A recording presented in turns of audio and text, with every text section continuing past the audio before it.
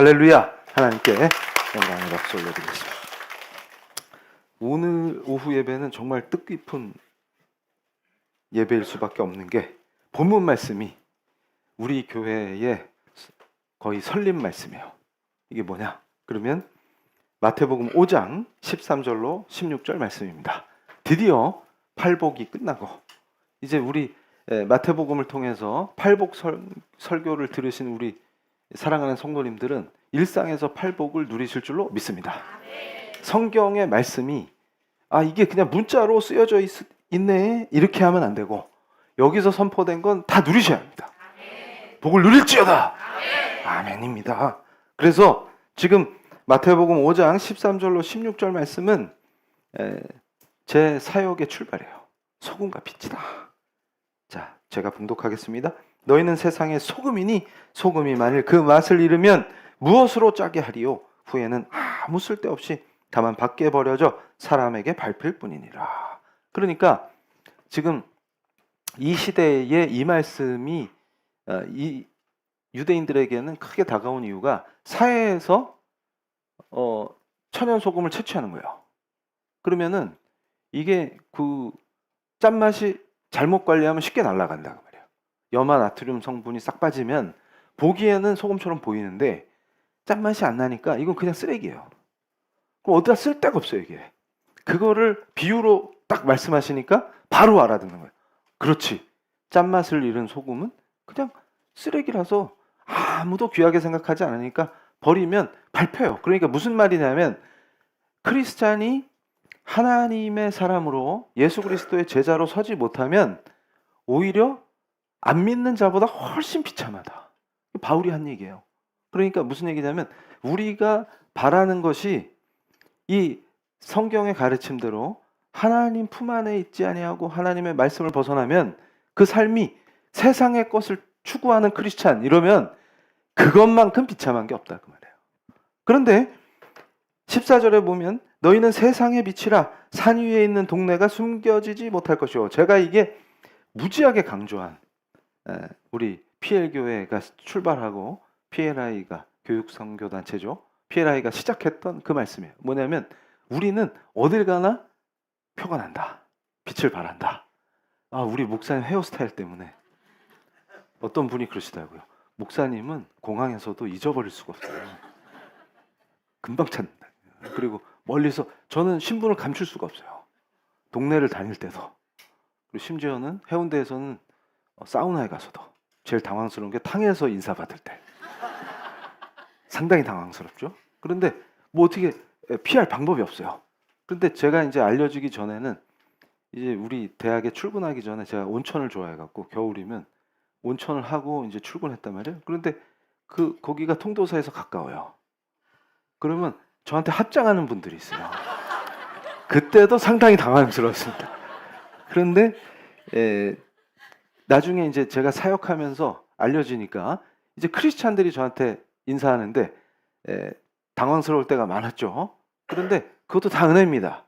근데 중요한 건 뭐냐면 헤어스타일 때문이 아니라 우리는 어딜 가든 산 위에 동네가 있으면 절대 감출 수가 없다 그 말이에요. 그러니까 이게 그대로 우리 인생에서 실현될 줄로 믿습니다. 이게 엄청난 은혜예요. 이걸 잘못 이해하면 아이고야 나는 숨고 싶어. 그러니까 우리 크리스찬은 숨고 싶고 짱 박히고 싶고 이러면 안 돼요. 그래서 제가 이 대학에 있을 때도 학생들한테 대학을 다니는 그 시기가 인생에서 제일 꽃과 같은 시기인데 애들이 군대랑 구별을 못해요. 그러니까 군대는 어디 짱 박히면 제일 좋거든요. 누가 안 건드리면 제일 좋은 거예요. 어딘가에 짱 박혀서 가만히 있을 수 있다면 그게 좋은 건데 대학 생활을 그렇게 하는 거예요. 짱 박혀서. PC방에 짱 박히고. 그러니까 근데 교회에 짱 박히면 돼 안 돼요? 절대 안 됩니다. 그러니까 악한 자들이 청년들을 모아놓고 이게 쿰난 공동체처럼 지하에 굴 파고 들어가서 주님 올 때 기다리듯이 그렇게 관리하는 자들이 있어요. 근데 그거는 굉장히 하나님께 대적하는 겁니다. 그래서는 안 돼요. 우리 크리스찬은 산 위의 동네예요. 어딜 가도 드러날 수밖에 없어요. 그래서 표적이 되기도 하고 고난을 겪기도 합니다. 그런데 자, 15절에 사람이 등불을 켜서 말 아래 두지 아니하고 등경 위에 두나니 이러므로 집안 모든 사람에게 비치느니라. 16절에 이같이 너희 빛이 사람 앞에 비치게 하여 그들로 너희 착한 행실을 보고 하늘에 계신 너희 아버지께 영광을 돌리게 하라. 여기서 우리 사랑하는 성도님들이 착한 행실에 밑줄 쫙 그어요. 오늘 이 설교의 핵심이 여기 달려 있습니다.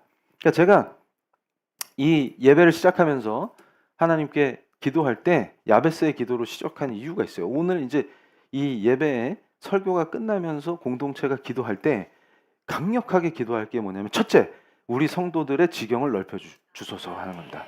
그러니까 이것은 하나님이 명령하신 정복하고 다스리라고 하는 그 엄청난 위임 통치의 역사가 우리를 통해서 실현돼야만 합니다. 그러니까 뭔가 소극적으로 찌그러지고 숨고 가려지고 이런 게 아니라 우리는 굉장히 적극적으로, 여기서 정복하라는 말은 군림하고 학대하라는 뜻이 아니에요. 피조물을 케어하는 겁니다. 돌보는 거예요. 왜냐하면 하나님께서 이 세계를 지으시고 우리한테, 아담한테 이름을 짓게 하시고 그 이후에 우리에게 주신 명령입니다. 우리는 생육하고 번성하면서 부르신 곳에 들어가서 거길 통치해야 돼요. 그런데 그 통치가 압제가 아니라 돌봄이다.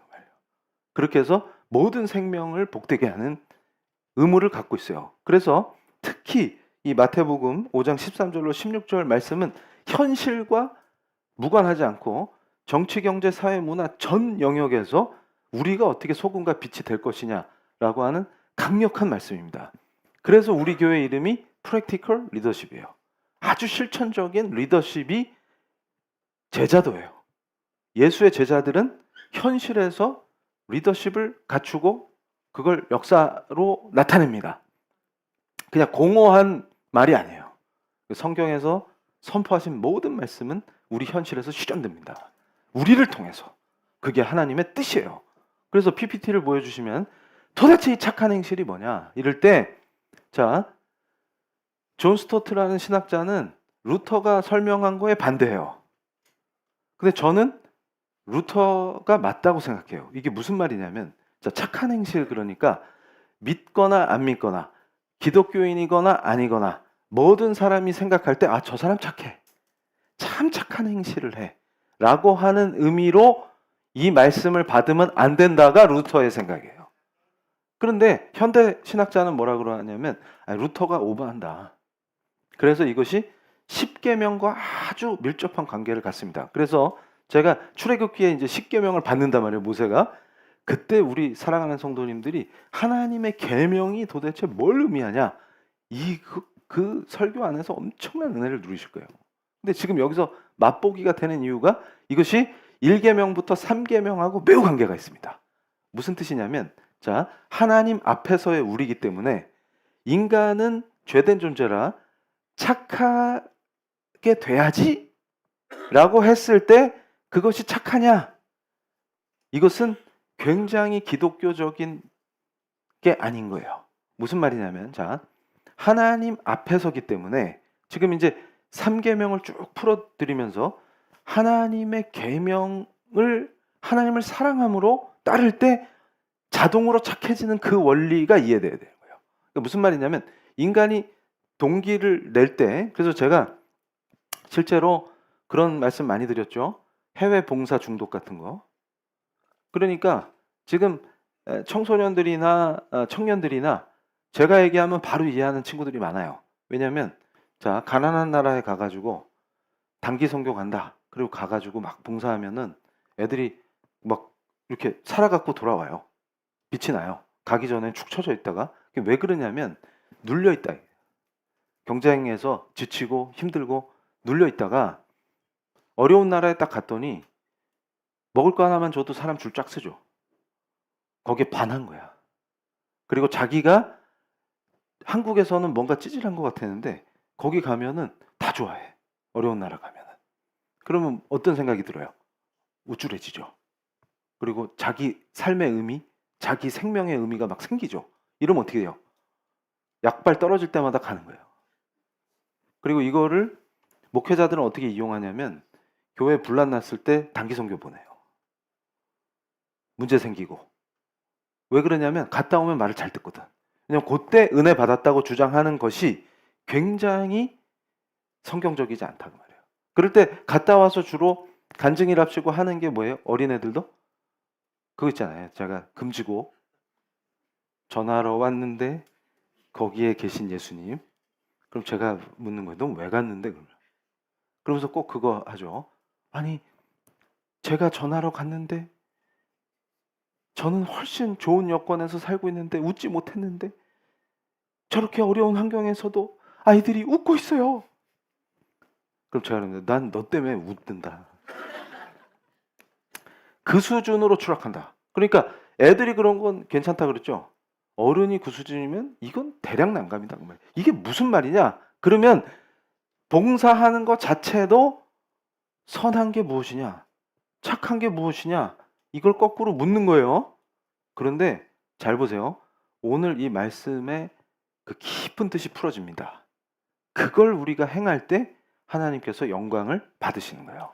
그러니까 자 이제 여기서 처음 3개의 대계명, 그러니까 하나님을 향한 계명이 4가지인데 그 중에 앞에 3개를 대계명이라고 하는 이유가 있어요. 그것은 하나님의 영광과 그 이름과 그의 말씀에 관련된 겁니다.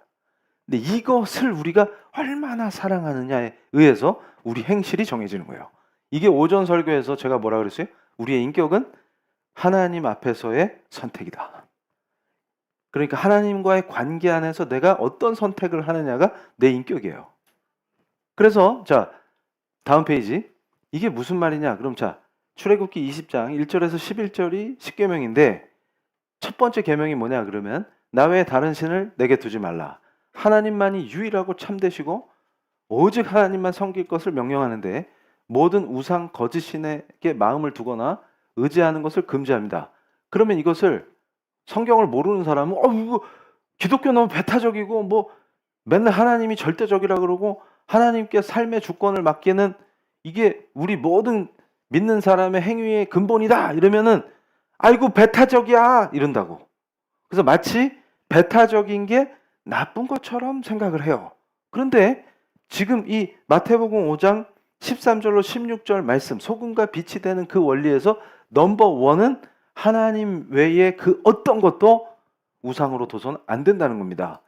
그래서 두 번째 계명은 뭐냐 그러면 자 다음 페이지 우상이나 형상을 숭배하지 마라. 어떤 것도 높일 수 없으며 예배의 대상이 될 수 없다. 그래서 하나님을 겉모습, 형상, 피조물의 이미지로 제한하는 걸 금하고 하나님을 눈에 보이는 대상을 통해 섬기려는 시도를 모두 거부하고 오직 영이신 하나님께만 예배해야 하며 하나님 앞에서 올바른 예배와 경배를 드려라. 이거를 절대적인 계명으로 요구하는 거예요. 여기엔 조건이나 타협이 없다 그 말이에요. 그런데 여기까지 딱 들으면 하나님 안 믿는 사람들 거봐. 내가 저럴 줄 알았어. 저 사람들은 꼭 저래. 이러는데 반전이 곧 나와요. 자, 다음 페이지. 3계명은 뭐냐 그러면 이거 무지하게 중요하다고 제가 그랬죠. 현대 크리스찬들이 가장 많이 범하는 겁도 없이 범하는 계명. 하나님의 이름을 망령되게 부르지 말라. 하나님의 이름을 경건하게 존중하고 거짓되게 사용하거나 불경스럽게 부르는 행위를 금할 때 하나님의 인격과 영광, 권위에 대한 존중에 바탕을 두며 언어와 삶으로 하나님을 존중하는 신앙 자세가 나옵니다. 그러면 하나님을 향한 계명이 1계명부터 4계명이고 나머지 계명은 우리 현실의 삶에 관한 계명이에요. 그런데 왜 이 4계명이 가장 중요하고 그 앞에 3개가 중요하냐? 그런데 자 4계명을 보세요. 이게 뭐냐? 안식일에 관한 계명이에요. 그러니까 우리 사랑하는 성도님들 얼마나 사랑스러워요. 안식일을 온전히 성수하기 위해서 지금 여기 계시는 거예요. 그러면 이게 왜 중요하냐? 그러면 창조와 구원의 하나님을 기념하고 삶의 주인으로서 하나님께 예배하고 안식하는 시간이 특별히 구별되라. 그 말이에요. 그래서 주일에 거룩한 예배와 쉼을 통해서 하나님과의 올바른 관계를 맺고 내가 예배를 드림으로써 하나님과의 관계가 형성된다 그 말이에요. 그리고 예배 공동체로서의 교회가 그 정체성을 회복함으로 지체된 성도가 그 안에서 말씀의 양분이 공급되고 생명을 누리고 놀라운 은혜 속에서 살게 되는 거예요. 그러니까 이 원리가 뭐냐면 4계명을 지킴으로 3계명으로 갑니다.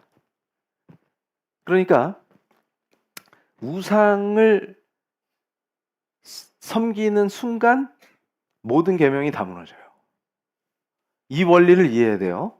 그래서 이거를 도대체 어떻게 설명하느냐?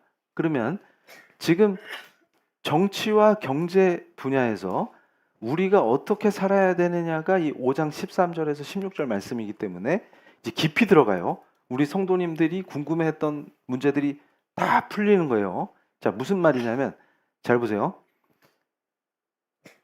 도대체 하나님 나라가 뭐냐? 그래서 성경이 가르치는 두 왕국을 제가 집중해서 설명할 거예요. 요게 이해가 되면 우리 크리스찬들이 현실에서 승리합니다. 무슨 말이냐면 세속 국가와 하나님 나라는 다른 거예요. 그리고 분리돼야만 해요. 이게 두 왕국이에요. 근데 이걸 모르고 헛짓을 해서 교회도 망하고 나라에도 민폐를 끼치는 거예요. 그런데 그 원리를 제가 예를 들어서 설명해 드릴게요. 자, 하나님 나라가 임한다는 의미가 무엇이냐?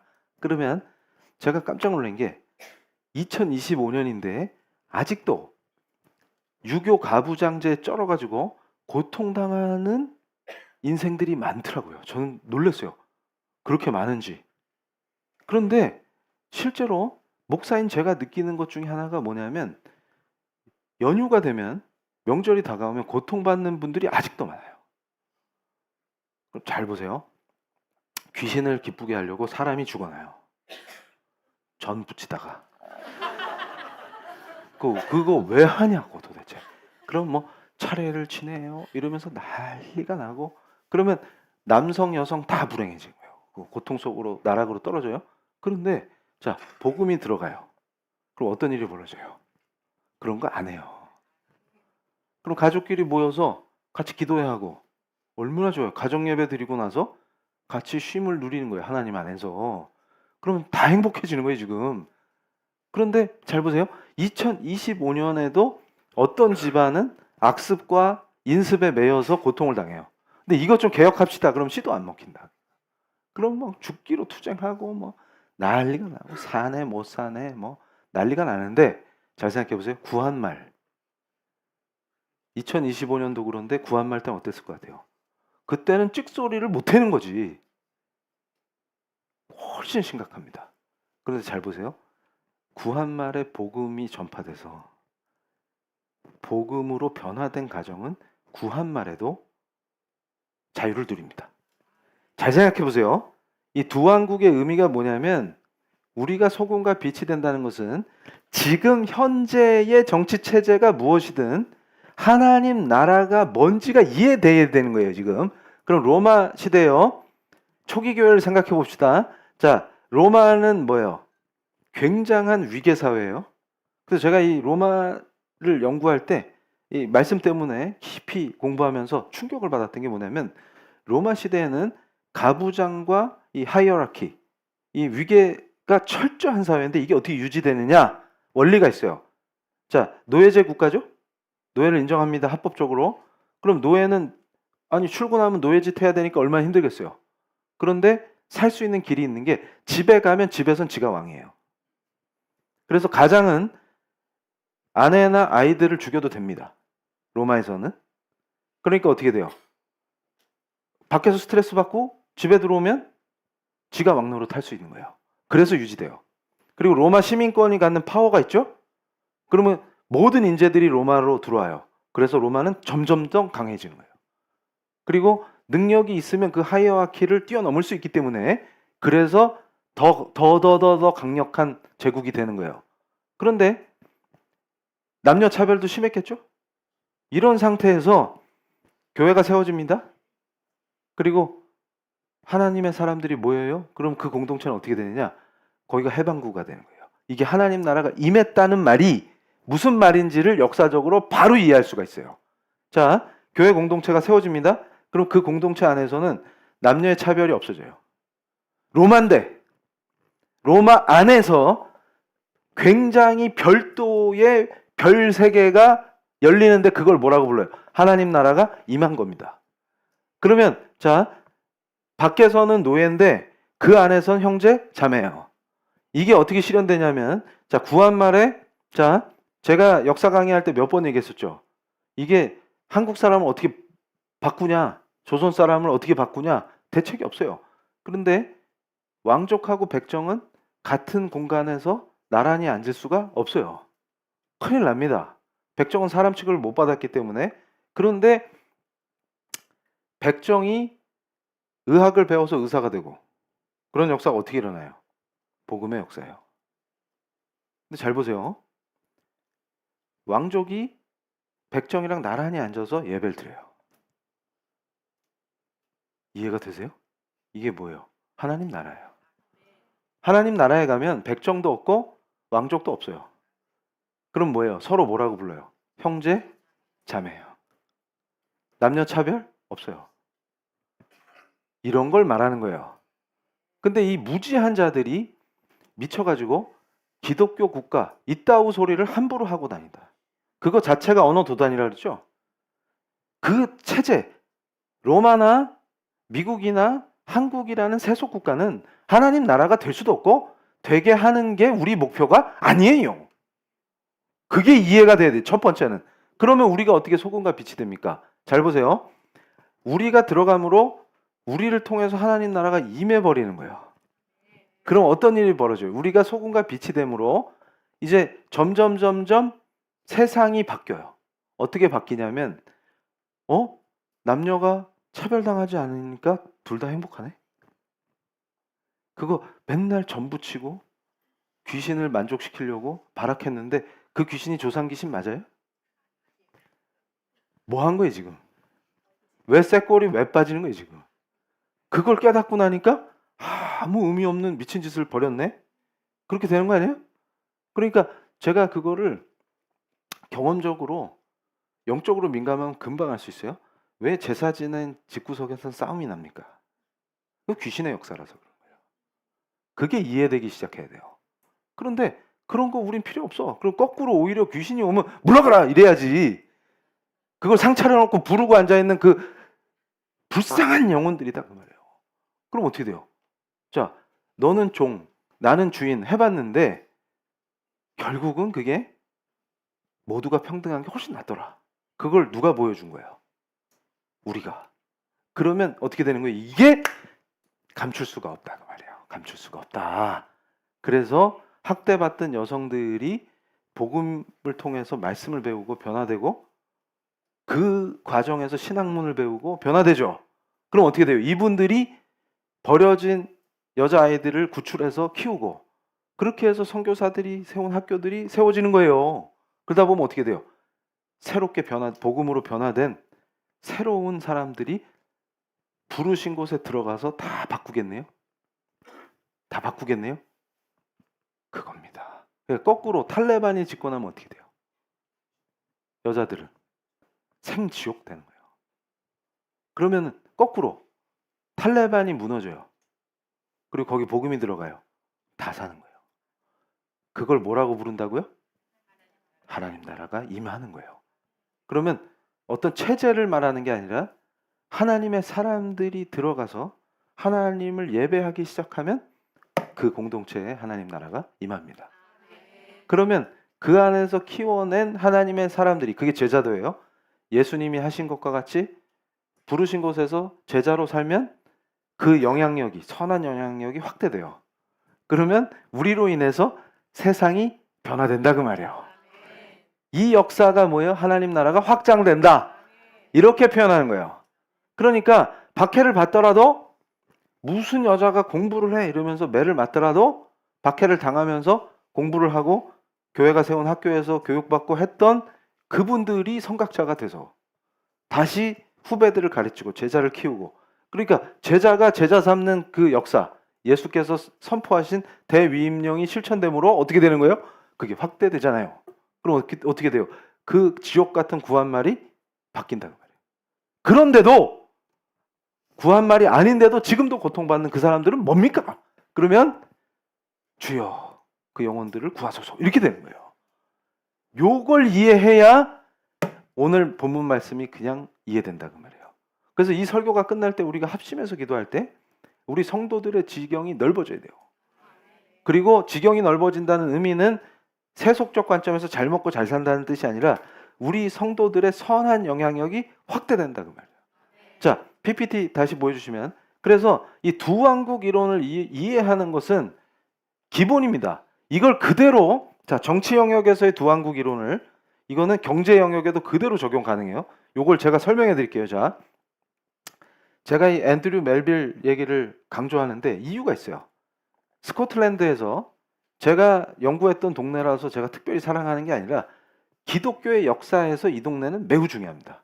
왜 그러냐면 개혁이 뭔지를 보여준 모델이 됐기 때문에, 그렇게 해서 많은 나라에 개혁된 우리 이 교회와 신앙이 확산된 거다 그 말이에요. 그래서 우리 피해교회도 그런 관점에서 세워주신 거예요. 그런데 이 앤드류 멜빌이라는 사람이 뭘 강조했냐면, 그전에는 어떻게 했어요? 이 세속 정치하고 교회가 하나로 엮여 있었다. 이거를 성경은 그렇게 안 가르쳤다. 왜냐하면 예수님이 뭘 선포하셨어요? 가이사야의 것은 가이사야에게, 하나님의 것은 하나님에게. 분명히 예수의 가르침을 따라야 예수의 제자잖아요.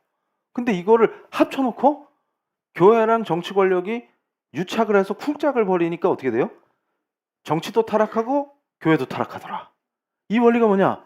요걸 분리해야만 교회가 자율성을 누리고 독립돼서 건강한 소금의 맛을 잃지 않아야만 우리가 살겠구나. 그리고 거꾸로 소금이 된 교회와 성도들이 사회가 썩는 것을 방지하겠구나. 이거예요. 자, 소금의 역할이 뭐예요? 부패 방지입니다. 빛의 역할이 뭐예요? 어둠을 해결하는 거예요.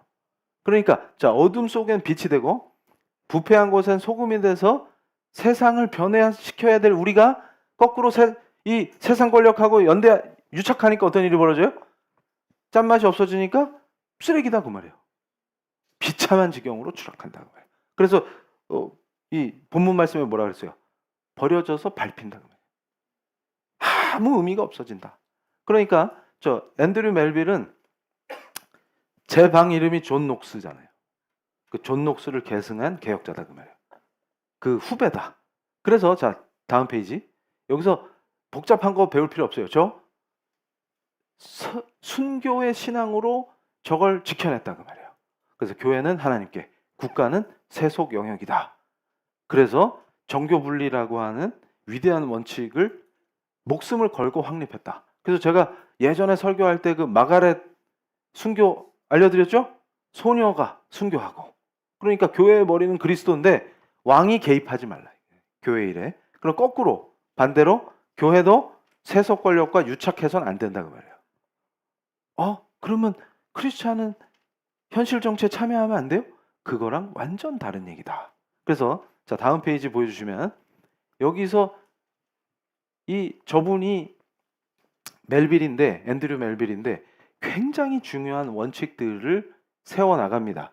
근데 저 두 왕국의 원칙이, 저 종교 분리의 원칙이 어떻게 경제의 영역까지 적용될 수 있냐?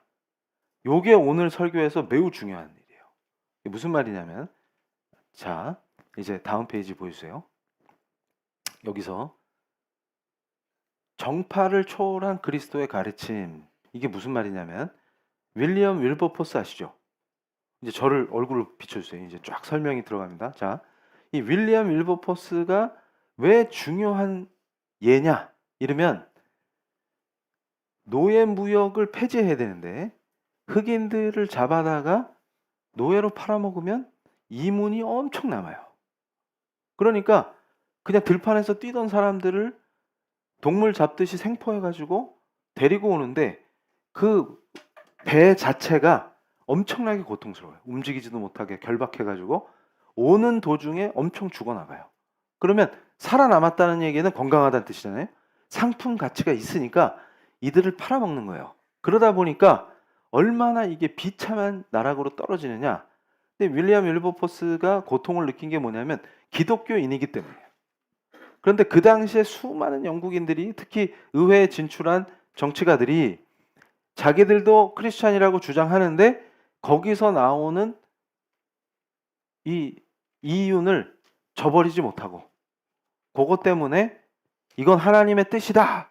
이따우 짓을 하는 거예요. 그러면 여기서 딱 우리 사랑하는 성도님들이 아까 제가 시작할 때 3계명이 중요하다 그랬죠. 그러면 지금 이 사람들은 뭐에서 무너진 거예요? 하나님의 이름을 망령되이 일컫고 있습니다.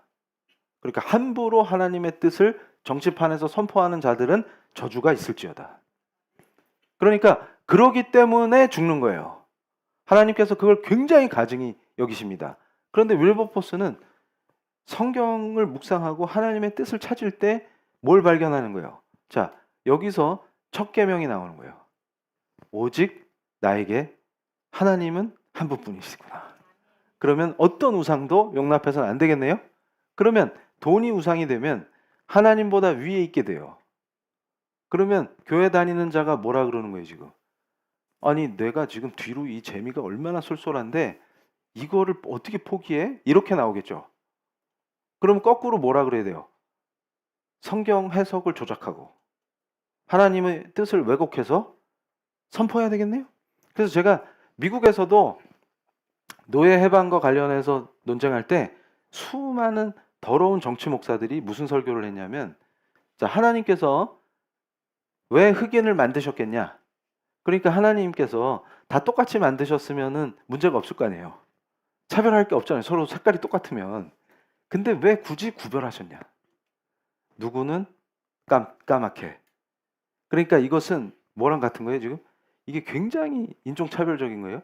자, 빵을 구울 때도 많이 구우면 타죠. 그래서 흙으로 사람을 빚어서 창조하실 때 많이 태웠다 그거예요. 우리는 노릇노릇 익혀가지고. 그러니까 지금 지들은 뭐예요? 백인들은 네? 레어. 우리는 미디움. 여기는 웰던 이렇게 돼요. 그러니까 지금 왜 색깔을 구별하셨냐? 그럼 그게 설교예요. 하나님은 실수하지 않으신다. 그걸 가지고 뭐라 그러냐면 창조하실 때 실수하실 리가 있냐? 근데 왜 세 가지 색으로 구별했겠냐? 그거는 구별해서 차별하라는 하나님의 뜻이다. 까만 거는 노예로 삼고 중국인들 저것들도 잡아다가 노예로 삼고 그러라고 하나님은 그렇게 구별해 주셨는데 왜 그걸 못하게 하냐? 이렇게 설교하는 거예요. 그러면은 뭐예요? 그걸 들을 때 아멘 하는 거예요. 왜냐하면 지네 집에 노예 있는데 그거 계속 부려먹으려면 지금 그게 정당화돼야 될 거 아니에요. 지금 그런 짓들을 벌였다는 말이에요. 그런데 그 시대에도 진정한 주의 종은 뭘 얘기하냐면 하나님이 그러실 리가 없다. 그러면서 인간은 동등하다. 하나님 앞에서 이렇게 가는 거예요. 그래서 크리스찬이라는 사람들이 한쪽에서는 수많은 크리스찬 법률가들이 노예 해방을 위해서 그땐 굉장히 위험하거든요. 이게 위험을 감수하고 박해를 감수하고 노예 해방을 위해서 힘쓰고 이게 뭐예요? 소금과 빛이 되는 거고 한쪽에서는 지들 이익을 위해서 하나님의 말씀을 왜곡하고 하나님의 이름을 망령되이 일컬으면서 살았다는 거예요. 그럼 누가 진정한 주의 종들이냐? 예수의 제자냐? 그거는 역사가 판별해 준다. 열매로 알 수 있다는 거예요. 그러면 박해나 불이익 속에서도 하나님 나라를 열망하는 사람들 그건 뭐예요? 하나님 앞에 서기 때문에 내가 그 하나님의 말씀을 거역할 수 없다. 그리고 하나님의 이름의 영광을 위해서 내 목숨이 중요한 게 아니라 하나님의 영광이 더 중요하다. 이런 사람들에 의해서 흑인들이 자유를 얻게 되는 거예요. 그래서 1계명, 2계명, 3계명이 제일 중요하다. 왜냐하면 잘 보세요. 이것이 그냥 착한 행실이 아니라 하나님의 영광을 위할 때 목숨을 걸 수가 있어요. 박해를 견딜 수가 있습니다. 그러니까 안 믿는 사람 중에서도 인격이 워낙 훌륭하신 분이 있어서 그런 길을 갈 수 있겠죠. 그러나 그것은 차원이 달라진다 그 말이에요. 그러니까 진짜로 하나님의 사람이라면 1계명부터 3계명 때문에 그래서 그 1계명부터 3계명을 지키기 위해서 안식일을 통해서 예배를 통해서 계속해서 에너지를 공급받고 하나님의 말씀으로 나를 치고 이렇게 하면서 그 길을 가는 거예요. 이렇게 하면 뭐라 그랬어요? 말씀대로 행할 때 하나님이 역사하신다. 그러면 누군가가 막으면 그 길을 여시고 누군가 덫을 놓으면 피하게 하시고 이러면서 그 사람이 점점 하나님과 더 가까워지는 거예요. 그럼 점점 더 기도하겠네요. 왜냐하면 목숨이 위태로우니까. 그리고 공격과 박해가 심하니까. 그럼 어떻게 돼요? 하나님과 더 밀접한 관계를 맺게 돼요. 그러면 어떻게 되느냐? 천국에서 하나님과 매우 밀접한 상태에서 만나게 하신다. 요 원리예요. 그러면 늘 동행했기 때문에 늘 기도 속에서 임재를 체험하고 하나님과 기도를 통해서 교제를 누리고 말씀에 순종하고 살았기 때문에 하나님과 엄청 친밀한 관계인 상태가 딱 됐을 때 부르셔서 같이 계신다. 그 영원한 생명 속에서 영원히 함께 하신다 그 말이에요. 요 원리가 딱 이해돼야 돼요. 아, 이거구나. 그러니까 1계명부터 3계명이 왜 그렇게 중요하구나. 모든 것이 하나님 앞에 서기 때문에 그렇구나. 이게 딱 이해돼야 돼요. 그래서 두 왕국을 구별하는 이 원리가 거꾸로 세상 타령하면서 뭐가 어쩌고저쩌고 하는 그런 저급한 활동이 아니라 하나님 앞에 서라고 하는 소금과 빛의 그 역사가 거꾸로 오직 하나님만이 나의 생명의 주인이시구나 하는 그 3계명을 지키는 그 강력한 신앙 속에서 실현된다고 말이에요. 그 원리를 이해하셔야 돼요. 그래서 자, 이것은 뭘 의미하냐면 윌버포스와 다른 정치인들이 자 소속 정당이 다 다르다 그 말이에요. 윌버포스는 무소속이고 헨리 손턴은 토리당이고 이게 토리 휘그 설명하면 길어져요. 제 전문이니까. 근데 이게 당이 다르다 이렇게 생각하면 돼요. 하나는 보수당, 하나는 안 보수당, 그리고 하나는 무소속. 이런데 이들이 당은 다 다른데 크리스찬이라는 공통점으로 뭉친 거예요. 그래서 20년을 초당적으로 협력해서 드디어 지긋지긋한 영국의 노예 무역을 없앴다는 말이에요. 놀라운 역사입니다. 그러면서 이분들이 그것만 한 게 아니라 어린이들을 혹사시키는 노동 현장, 그 다음에 가난한 사람들 구제, 돈 없어서 공부 못하는 학생들 공부하게 해주고 이런 모든 선한 일에 초당적으로 협력했다는 거예요. 이 수준이 크리스찬입니다. 그러니까 무슨 말이냐면 당리당략 때문에 싸우다가도 그것은 비본질적인 영역이에요. 그러니까 지금 이 교회도 망조가 들고 나라도 그 영향을 받아서 정당까지 황무화시키는 이 더러운 역사가 어떻게 벌어지냐면 잘 보세요. 교회의 이름으로 정치에 참여할 때는 철저하게 저 원칙을 지켜야 됩니다. 두 왕국을. 그 이유가 있어요. 자, 그래야 저런 게 가능해지는 거예요. 그러니까 근데 그 말을 선포하면 이해를 못해. 그래서 제가 앤드류 멜빌을 얘기하면 저한테 배운 젊은 장로교 목사들이 저한테 그럽니다. 목사님, 이 비참함은 어디서 오냐면 장로교가 뭔지를 모르고 장로교 목사가 되는 현실에 있어요. 앤드류 멜빌을 배운 적이 없는데 이정훈 목사님한테 처음 배웠어요. 이게 우리 현실이에요. 그러니까 무슨 말이냐면 그렇게 되니까 어떻게 돼요? 정치한다고 난리를 치는데 왜 목사가 정치를 한다고 이 난리냐. 그러면 이렇게 말하면 또 뭐라 그러냐면 목사님 공산화 되는데 왜 그러세요? 그러면 교회는 정치에 참여하면 안 돼요? 꼭 그런다. 내가 참여하지 말라 그랬어? 지금 어떻게가 엄청 중요하다 그랬죠? 이 이유가 있어요. 자, 교회의 이름으로 당파, 다른 말로 정파에 빠지면 다 죽습니다. 이게 무슨 뜻이냐면 자, 만약에 우리 교회에 저한테 배운 정치인들이 꽤 많잖아요. 그런데 그 사람들이 다 우리 교회에 온다 그러면 제가 말려요. 이유가 있습니다. 분위기를 흐리기 때문에. 원래 다니던 교회 나가세요. 왜냐하면 표 때문에 다 정한 교회들이 있어요. 그분들은. 우리보다 표가 많은 데로 가게 돼 있어요. 그래서 거기 가세요. 거기. 우리 교회 오지 마세요. 이러는데 만약에 그 사람들이 왔다. 그러면 당이 달라도 제가 입구에 서서 넌 오지 마 할 수 없는 거예요. 그런 무식한 짓을 벌이면 안 됩니다. 어느 당이든 와서 예배 드릴 수 있어요. 그러면 저한테 뭘 배워야 돼요? 윌버포스처럼 너희들이 당이 다르고 당론이 다르더라도 당론을 거스릴 수 있는 용기가 있어야 크리스찬이다. 그걸 배워야 돼요. 그러면 크리스찬으로서 성경이 가르친 가치를 위해서 지금 저걸 뭐라고 부르냐면 영국에서 크레팜 공동체라고 불렀어요. 저 크레팜 공동체처럼 초당적으로 너희끼리 합력할 수 있다. 그래서 소금과 빛이 될 때 훨씬 좋은 정치, 훨씬 수준 높은 정책, 훨씬 좋은 법안을 만들 수 있다 그 말이에요. 그러니까 무슨 말이냐면 다른 건 비본질적이다. 그래서 그거는 니들끼리 경쟁하고 싸워라. 근데 본질은 포기할 수 없다. 이렇게 가르쳐야 된다. 근데 교회의 이름으로 뭔 짓을 해요? 비본질적인 거 가지고 쌈박질을 한다. 그리고 교회의 이름으로 특정 정치인을 지지해버리면 어떤 일이 벌어집니까? 그리고 특정 정당이랑 유착해서 그 당 내의 경선에 개입해요. 그럼 뭐처럼 되는 거예요? 통일교 수준으로 추락한다. 기독교가. 그러면 어떤 일이 벌어집니까? 국민들로부터 완전히 외면당하는. 그걸 뭐라고 불러요? 지금 마태복음 5장에서 가르친 짠맛이 빠진 소금으로 밟힌다 그 말이에요. 이제 이게 하나님 통치 방식이에요. 그래서 그런 짓 하면은 그것들부터 치십니다. 하나님께서. 제가 심판의 원리를 설명했어요. 오늘은 시간이 없으니까 더 자세히 설명을 안 합니다. 그러면 정치 원리는 그런데 크레판 공동체가 좋은 모범 사례가 있음에도 역사를 모르니까 엉뚱한 짓들을 벌인다. 그러면 개인은 어떻습니까? 아니 개인은 정당에 참여하든 뭘 하든 그 사람 자유예요. 이게 이해가 돼야 되는 거예요. 그리고 크리스찬은 항상 원칙이 있어요. 예수 그리스도께서 가르치셨기 때문에 자 로마서 13장 1절에 뭐라 그랬어요?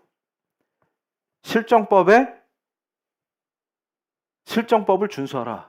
그게 그 말씀이에요. 위에 있는 권세에 순종하라는 말은 체제를 전복시키지 마라. 그리고 세상법, 실정법을 존중하라. 그 말이에요. 그리고 자 그런 상태에서 크리스찬은 기본적으로 위법이나 불법을 행하면 안 된다고 제가 엄청 강조하죠. 경제 활동에서도 마찬가지예요. 정치는 더 말할 것도 없습니다. 그럴 때 어떻게 돼요? 우리가 세상에 참여함으로 우리로 인해서 우리가 언덕 위에 마을처럼 존재함으로 어떤 일이 벌어져요? 이 등불을 밑에다 걸어요? 위에다 걸어요? 그래서 어두운 게 밝아지고 지금 실제로 기독교의 역사가 그걸 보여주잖아요. 그리고 부패한 것을 부패하지 않도록 막아준다고 말해요. 그러면 여기서 우리 사랑하는 성도님들이 정치는 알겠는데 그러면 그거를 경제에 어떻게 적용합니까? 요게 핵심이에요. 그래서 우리 성도들의 삶이 달라져야 합니다. 자, 그래서 자 다음 페이지 뭐가 문제냐 할 때 요걸 그대로 대입하는 거예요. 자, 이게 제가 정치에서 뭐가 문제인지 4가지를 딱 정리했단 말이에요. 그럼 경제에도 동일한 방식으로 적용할 수가 있어요. 1번은 뭐냐? 이럴 때 자, 정치에선 특정 정파의 하수인으로 전락시켜버리죠. 무슨 말이냐면 교회 이름으로 정치에 참여한다 난리를 치면서 일단 기도회나 예배를 참칭해서 정치 집회를 하면 제가 뭐라 그랬어요? 그게 바로 우상 숭배인 이유가 하나님의 이름을 망령되이 일컫기 때문에 그렇습니다. 하나님의 뜻을 선포하면서 특정인을 저 사람은 하나님이 세운 거야. 이런 짓이 뭐예요? 독일에서 나치가 등장할 때 했던 짓이다 그 말이에요. 그게 누구든 그런 짓은 절대로 하면 안 됩니다. 근데 그런 게 막 횡행하고 특정 정당이랑 유착을 해요. 그럼 잘 보세요. 자, 크리스찬이 기업을 한다 할 때 내가 어떤 기업에 들어갔지만 거기에 하수인 노릇을 하지 않습니다. 그 뜻이에요. 이게 이해가 돼야 돼요. 자, 나는 크리스찬으로서 소금과 빛이 되는 행실로 그 기업에서 하나님 나라가 나를 통해서 임하도록 사는 사람이지 그 기업이 불법을 하거나 협잡질을 하거나 악을 행할 때 자 그러면 예를 들어서 노예 무역 회사에 취업할 수 있어요? 없어요? 크리스찬이 없죠. 그러면 무역 회사인 줄 알고 취업했는데 알고 보니까 노예 무역이야. 그럼 퇴사해야 돼요? 말아야 돼요? 그렇죠. 근데 그거를 왜 묻고 있냐 그 말이에요. 지금 하수인이 되지 않습니다. 그 말이에요. 그런데 악한 것들이 앞장서서 교회와 신자들을 성도들을 정당의 하수인으로 추락시킨 짓을 벌였다 그 말이에요. 그걸 뭐라 그러면 이해가 안 가는 거예요. 이걸 회개해야 된다 그 말이에요. 그런데 회사도 마찬가지예요. 회사도 자, 이 회사가 거죽은 멀쩡한데 자, 지금도 예를 들어서 청년들 꼬여내가지고 죽음의 길로 인도하는 자들 있죠. 그런 악한 것들이 있어요. 근데 거기에 만약에 교회 다니는 자가 있다. 상상도 할 수 없다는 거예요. 그런데 전화만 받으면 된다 그랬어. 근데 그 전화가 뭐였어? 보이스피싱이야.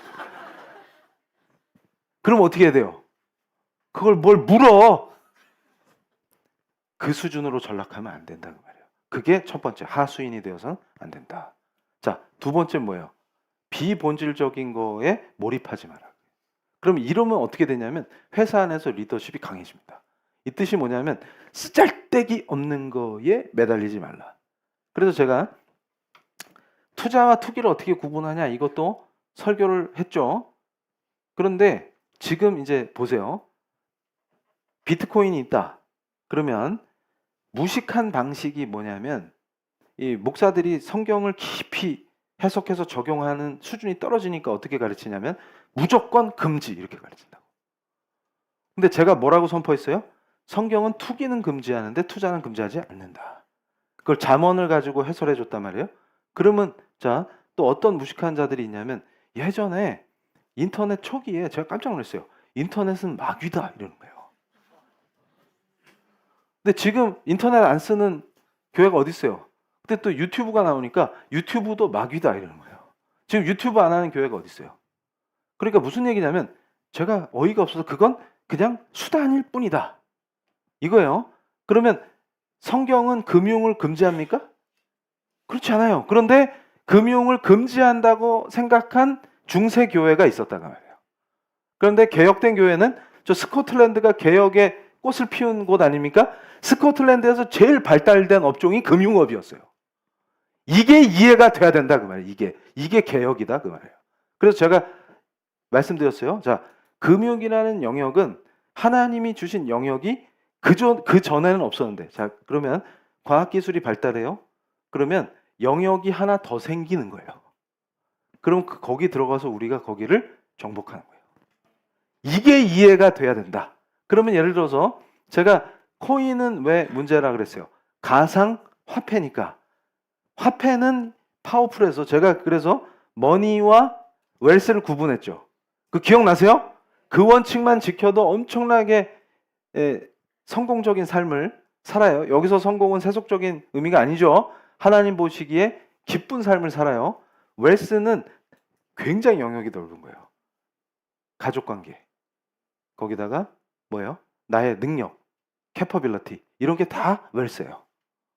그리고 교회에서 연단한 인내력 이것도 웰스입니다. 그런데 잘 보세요. 머니는 웰스를 가치로 측정하는 수단이에요. 그래서 자 맛있게 삼겹살 먹었는데 이거 얼마치야? 그럼 갑자기 초라해지고. 그러니까 가족들끼리 맛있게 먹었는데 아이고 옆집은 호텔 갔는데 이러면서 우리는 흑흑흑 이러면서 제가 그랬죠. 망고 빙수도 못 사주는 불쌍한 우리 자식들. 그럼 네가 제일 불쌍해. 네가 그 썩어 빠진 마인드를 고쳐야 돼. 그렇게 가르치지 않았습니까? 그게 성경의 가르침이다 그 말이에요. 그런데 잘 보세요. 그런데 가상화폐도 무조건 노 하면 안 된다 그 말이에요. 왜냐하면 시대가 바뀐다. 이게 무슨 뜻이냐면 이것도 경제학 강의하면 안 되는데 달러가 위태롭다. 그러면 뭐가 더 안정적이냐 이런 문제가 발생해요. 그러면 여기서 우리는 똑똑하니까 뭘 생각하면 돼요? 화폐라는 개념에 꽂히면 돼요. 이게 화폐로서의 안정성, 기능 갖추고 있느냐 물었을 때 화폐라 그러면 예수 그리스도께서 화폐를 직접 인정하셨기 때문에 성전세를 내시고 화폐를 사용하시고 유대와 로마 제국의 경제체제와 화폐를 다 인정하셨기 때문에 이게 화폐냐. 그런데 시간의 기술과 발전 속도에 따라서 잘 보세요.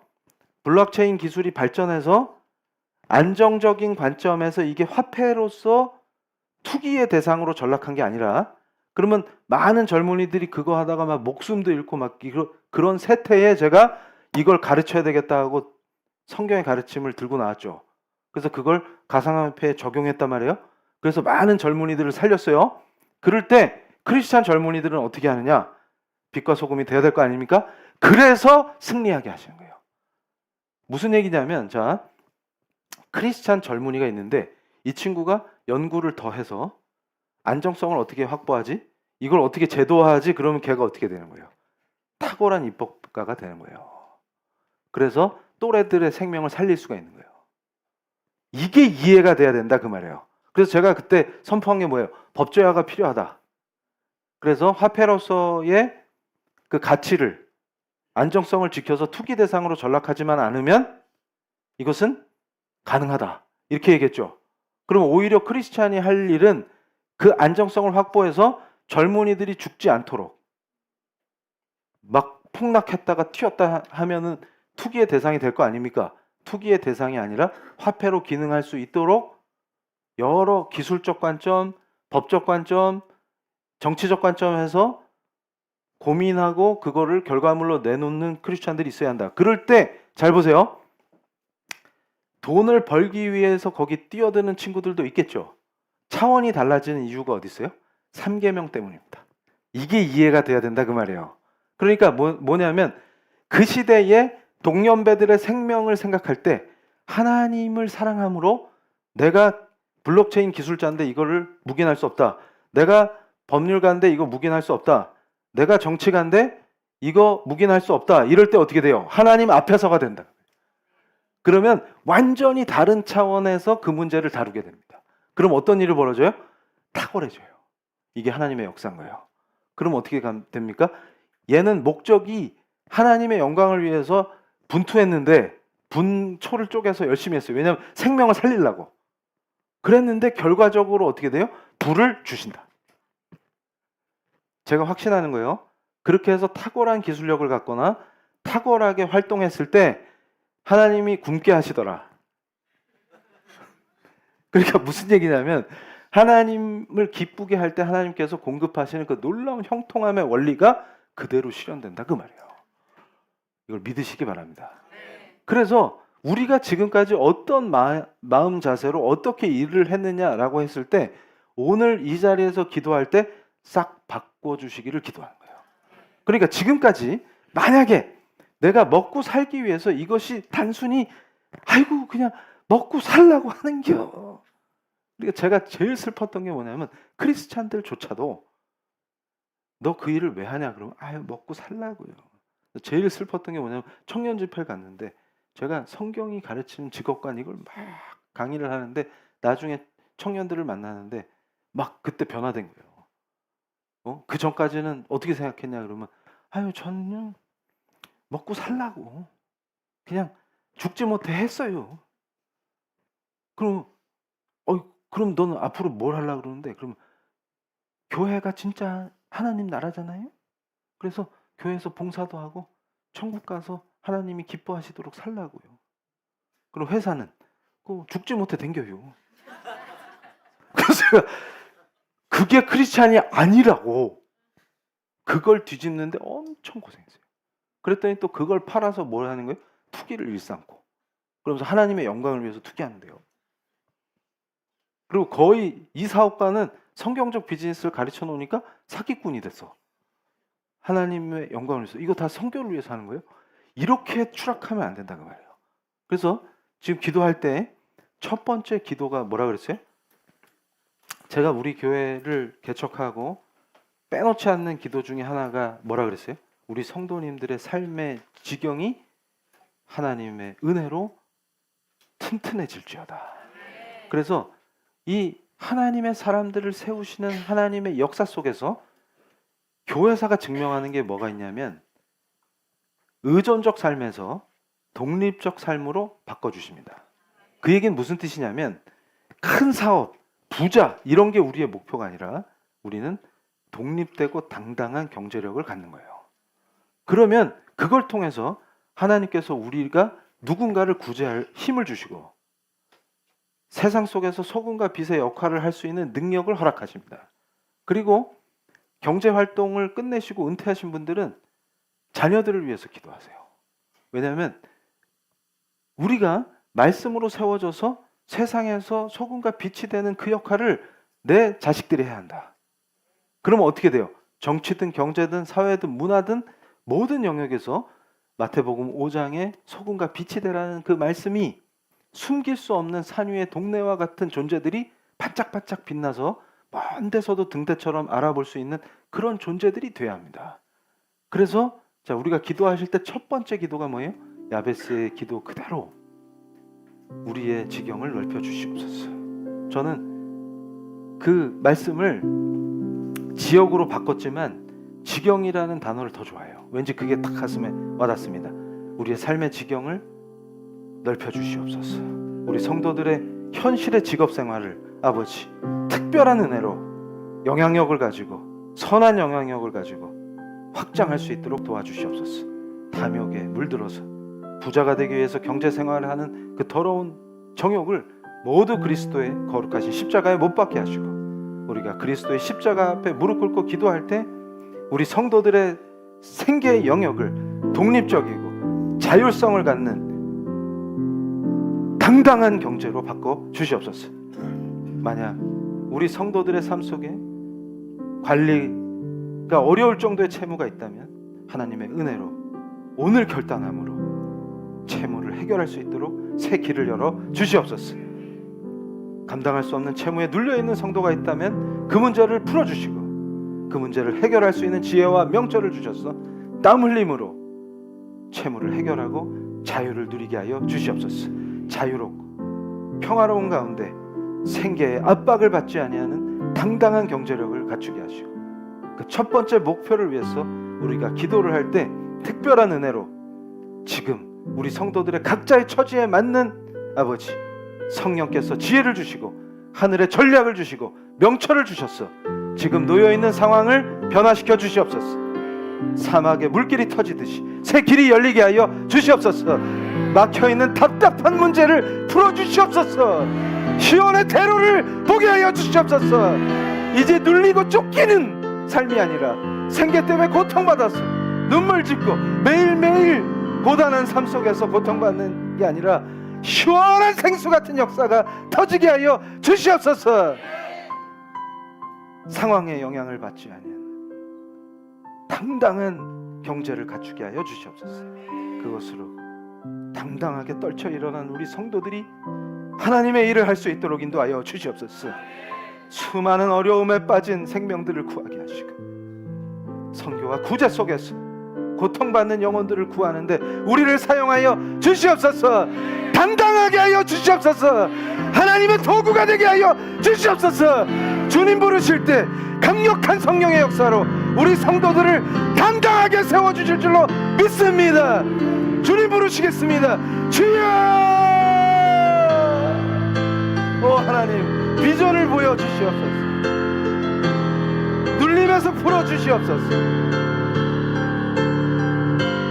오직 하나님의 영광을, 하나님의 이름을 높이기 위해 떨쳐 일어나는 예수 그리스도의 제자들로 우리 성도들을 붙드시며 세우심으로 우리 PL교회 그 누구도 경제적인 문제로 고통받지 않게 하시고 채무의 문제로 눌리지 아니하게 하시고 올무에 걸린 것과 같이 고통받지 않게 하시며 당당한 자유와 시원한 평화를, 경제적 자유를 허락하여 주시옵소서. 자립하고 당당한 경제력을 갖추게 하시고 그것으로 하나님의 손발이 되게 하시며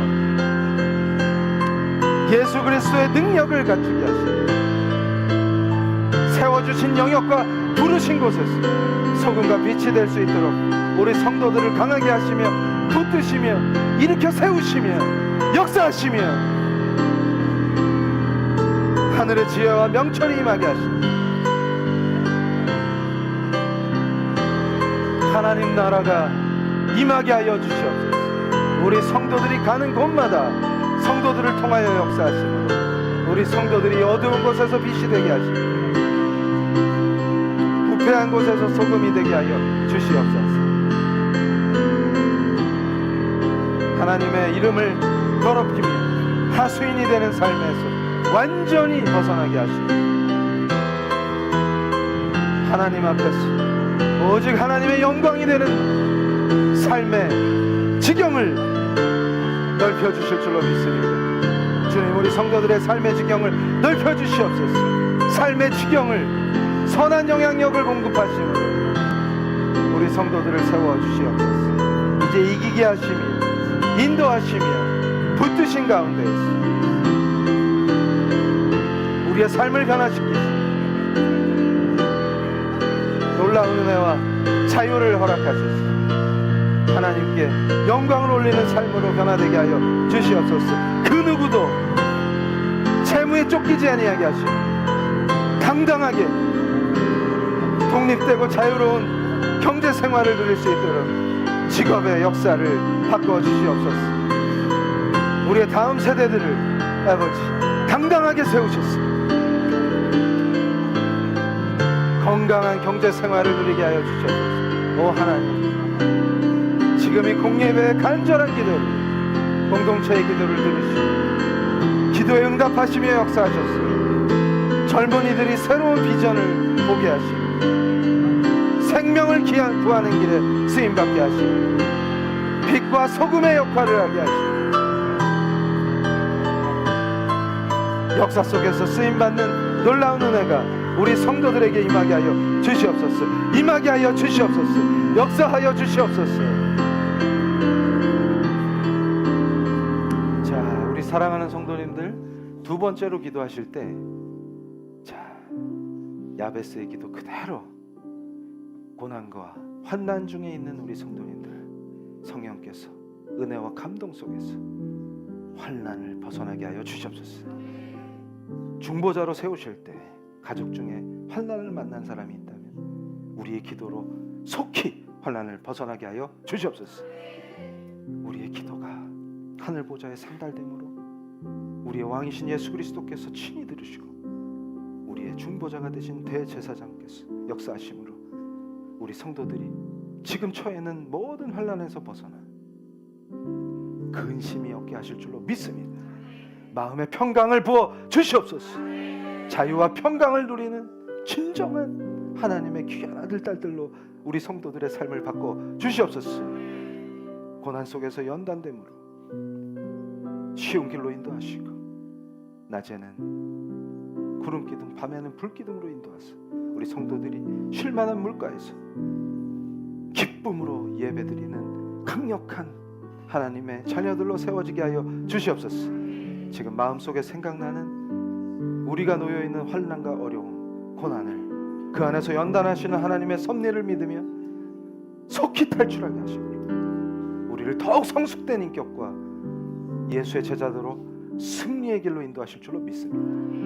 주님, 우리 성도들의 간절한 기도에서 질병으로 고통받는 자 치유하시고 재정의 고통에 있는 자 벗어나게 하시고 과거의 잘못된 선택으로 웅덩이에 빠진 자들 구출하셨어. 주님, 푸른 초장으로 인도하여 주시옵소서. 사랑하는 가족 중에 그런 사람들이 있다면 지금 간절한 기도 속에서 그들이 채무의 덫에서 벗어나게 하시고 중독의 고통에서 빠져나오게 하시며 하나님의 거룩하신 길을 함께 걷게 하여 주시옵소서.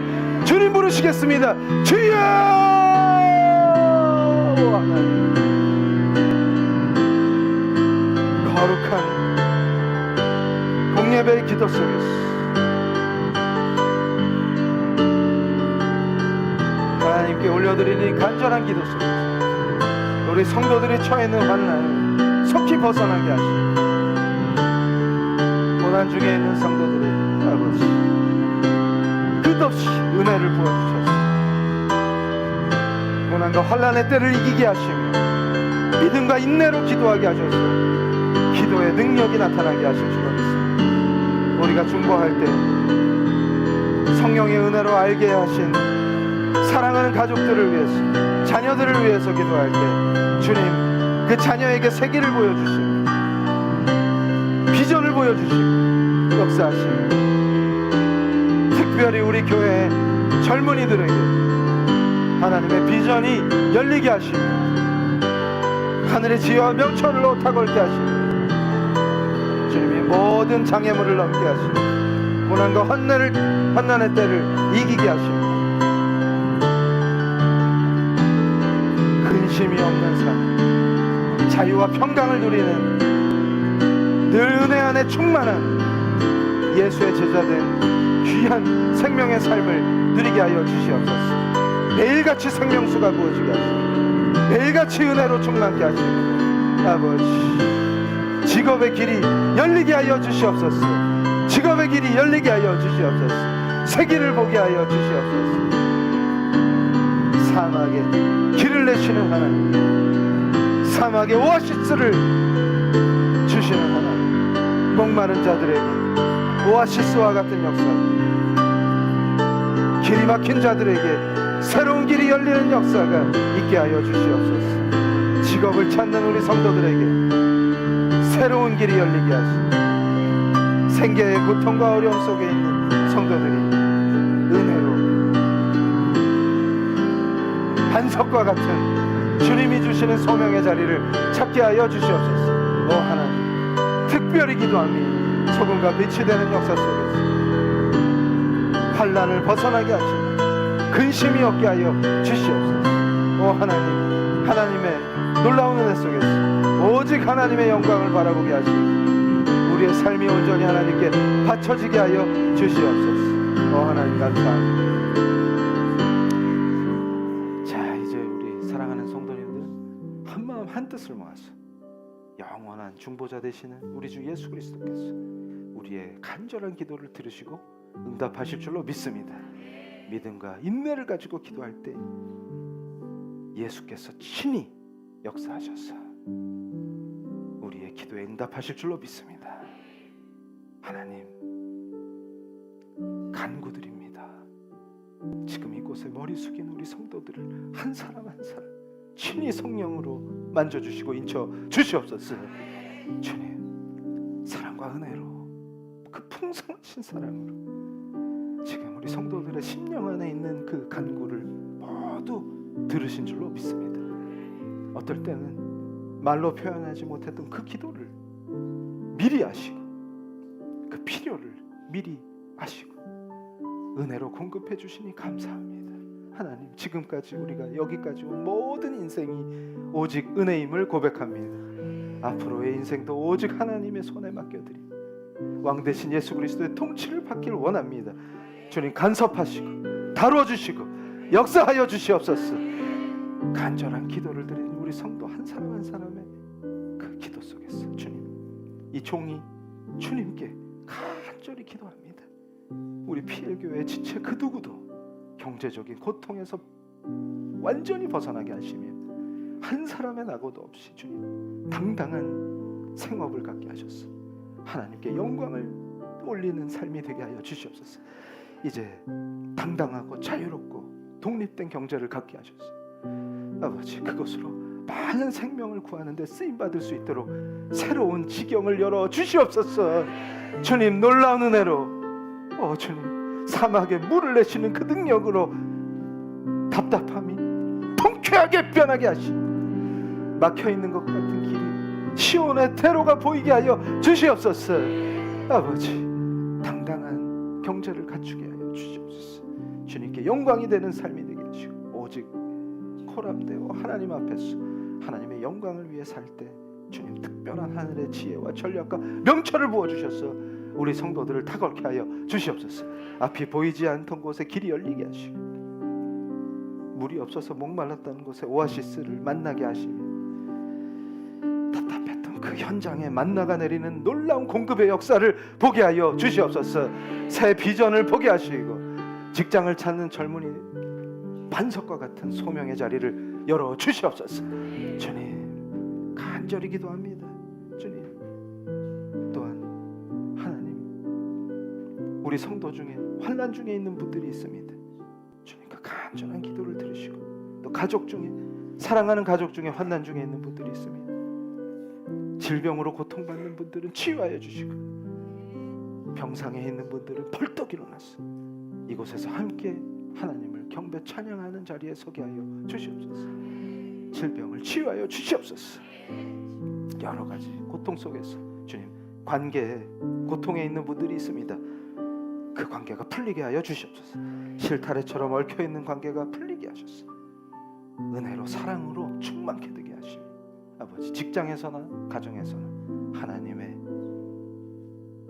아들 딸답게 하나님의 권능이 그를 통하여 역사하게 하여 주시옵소서.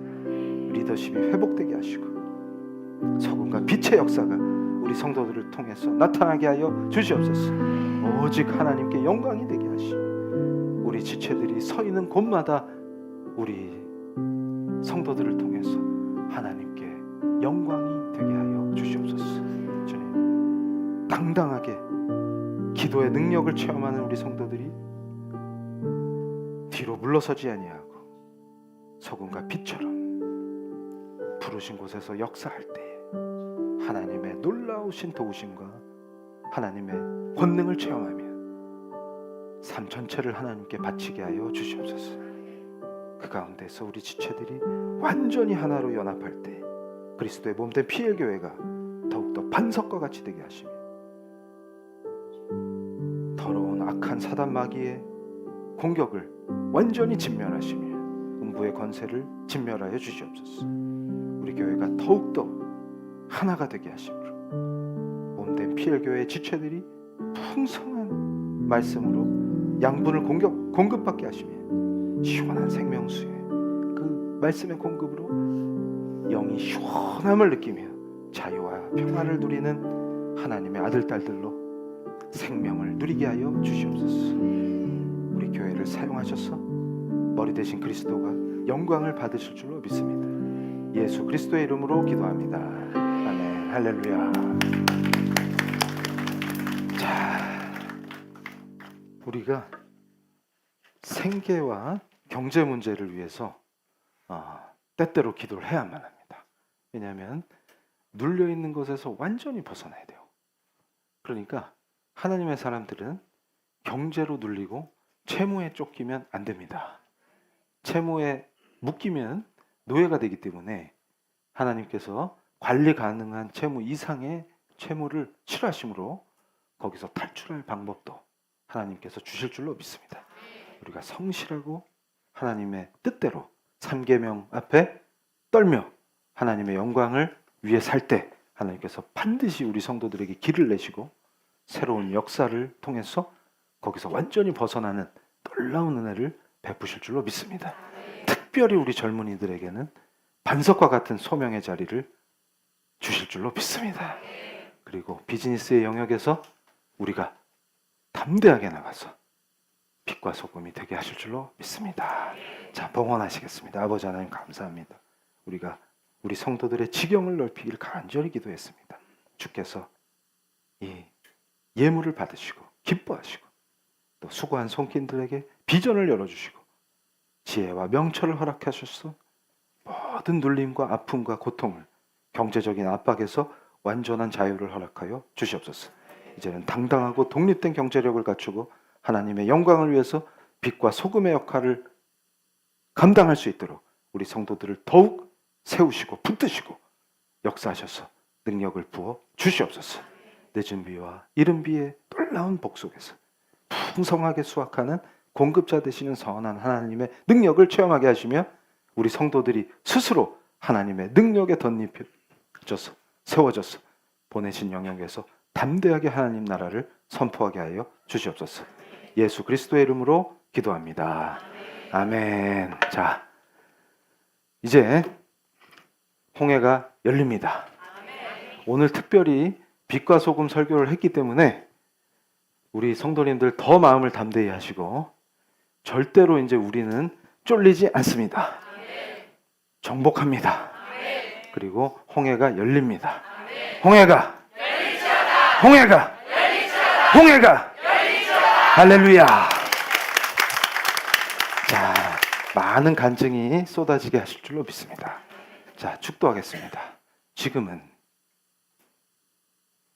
십자가의 거룩하신 보혈로 우리를 구원하시고 중보자 되셔서 우리의 모든 기도를 들으시고 응답하시는 우리 왕, 우리의 대제사장 예수 그리스도의 은혜와 하나님 아버지의 그 깊고도 넓으신 사랑과 성령님의 하늘의 지혜와 명철과 전략을 주셔서 모든 성도들이 당당한 경제력을 갖추게 하실 성령님의 능력이 머리 숙여 기도하는 PL교회 성도들 위에, 온라인 성도들 위에, 그 후손들 위에 지금부터 영원토록 함께 있을지어다.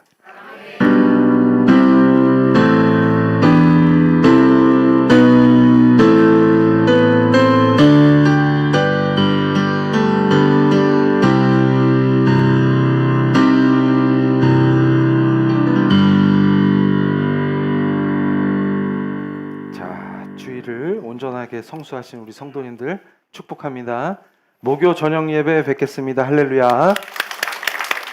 직업의 영역에서 반드시 승리하시기를 예수 그리스도의 이름으로 축복합니다.